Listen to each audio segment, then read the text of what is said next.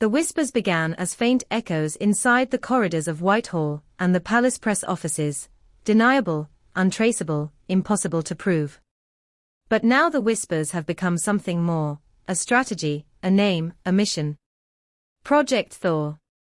Its goal, according to sources close to the Sussexes and senior establishment figures, is as bold as it is controversial: to rehabilitate Meghan Markle and Prince Harry's image in Britain and slowly, quietly, pave the way for their reintroduction into royal life. To some, it is an act of reconciliation. To others, a dangerous game that could fracture what little unity remains within the House of Windsor. And at the center of it all stands the Princess of Wales, the very woman whose quiet dignity and popularity now define the monarchy's emotional core. Those loyal to Catherine and William fear that Project Thor could not only reopen wounds once thought scarred over, but even be used to undermine their standing in the long-term battle for public affection. But the question that now hangs in the air is this: who is behind it, and why now?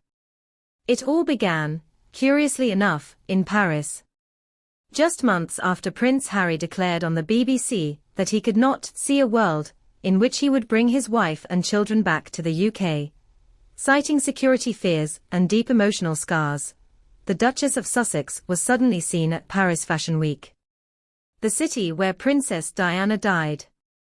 The city Harry has long associated with grief. And she was not alone. Meghan arrived accompanied by her longtime confidant Marcus Anderson, the high-profile executive from the Soho House Group. A man so close to the Duchess that insiders have nicknamed him her second husband. Their appearance was strikingly public, strategic, and, to those watching closely, calculated. Photographs of Meghan being greeted by fashion royalty, including Vogue's Dame Anna Wintour, flashed across global media. Glamour, confidence, visibility, this was no quiet European getaway. It was, as one insider put it bluntly, the soft launch of her return. This trip is all part of the Thor process, a friend of the couple confided. To understand what Project Thor means, one must first understand what it seeks to undo. The Sussexes' story, once a modern fairytale, has become a chronicle of fracture and frost. Their wedding in 2018, that bright Windsor morning when the world believed the monarchy had entered a new, inclusive age, now feels like a lifetime ago. Back then, Britain adored Meghan, the radiant American actress who captured a prince's heart and brought Hollywood charisma to centuries-old tradition. But when the couple turned their backs on royal duties in 2020, the warmth turned to cold. Their Oprah interview, the Netflix series, the memoir Spare. Each one drove another nail into the coffin of trust between them and the royal family. And perhaps most damaging of all, each public airing of grievance felt like a direct assault on Prince William and Princess Catherine, the couple who remained silent while becoming targets of insinuation. Now, 5 years later, Project Thor appears to be an attempt to reverse all of that, not through apology, but through rebranding. According to sources quoted by journalist Richard Eden, the initiative, quietly supported by some senior courtiers and sympathetic politicians, aims to warm up the Sussexes' frosty relationship with both the royal family and the British public. It is, in effect, a campaign of controlled reintegration. The first phase unfolded subtly, in what many saw as Harry's cautious re-entry. His visit to London last month, officially for charity work, but privately marked by a tea meeting with King Charles III at Clarence House, was hailed as a breakthrough. Their first face-to-face encounter in 19 months. According to those briefed on the meeting, the king was courteous, but cool, the conversation brief, formal, carefully observed by aides. Still, it was enough to convince Harry's circle that the door, long bolted, might be opening again. Days later, the Duke made an unannounced journey to Kiev, traveling, by coincidence or design, on the same train as newly appointed Foreign Secretary Yvette Cooper, one of several senior figures said to privately admire Harry's humanitarian image. The symbolism was impossible to ignore. Harry, the Prince Soldier, standing shoulder to shoulder with political authority, photographed in a war-torn capital. The narrative was clear: a rehabilitated duke, an international statesman, a royal asset once again. This week has definitely brought that closer, Harry told The Guardian, hinting that a family return with Meghan and their children might not be far away. But according to insiders, the real milestone is yet to come. Phase 2 of Project Thor, now quietly discussed among courtiers and sympathetic media figures, will be Meghan's return to Britain before the year's end.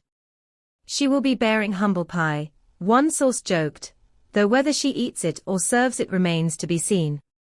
Her visit, we are told, will coincide with a charity event linked to women's empowerment, a theme carefully chosen to frame her reappearance in positive, socially conscious light. There are whispers that King Charles has been briefed, but not involved, while William and Catherine have been informed but not consulted.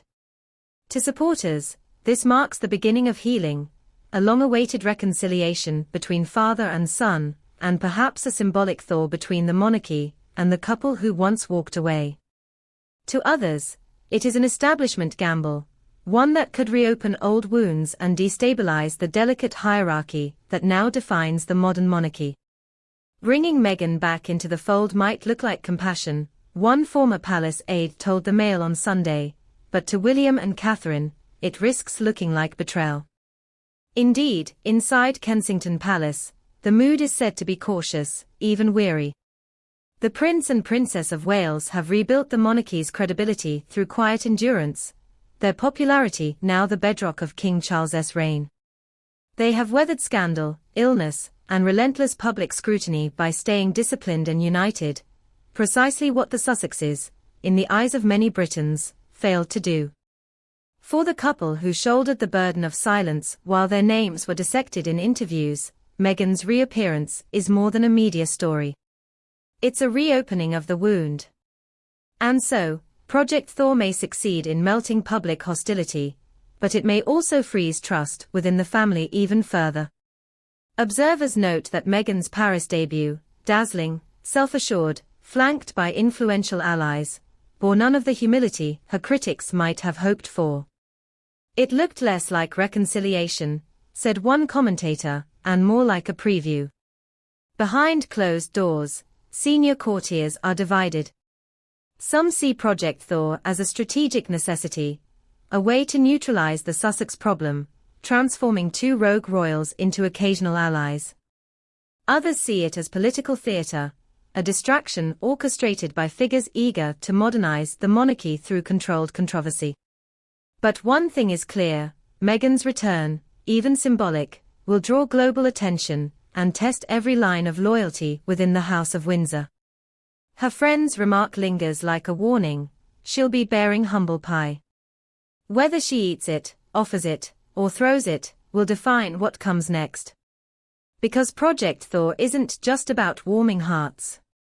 It's about power, image, and legacy, the very forces that have always defined the royal game. And this time, the stakes are higher than ever.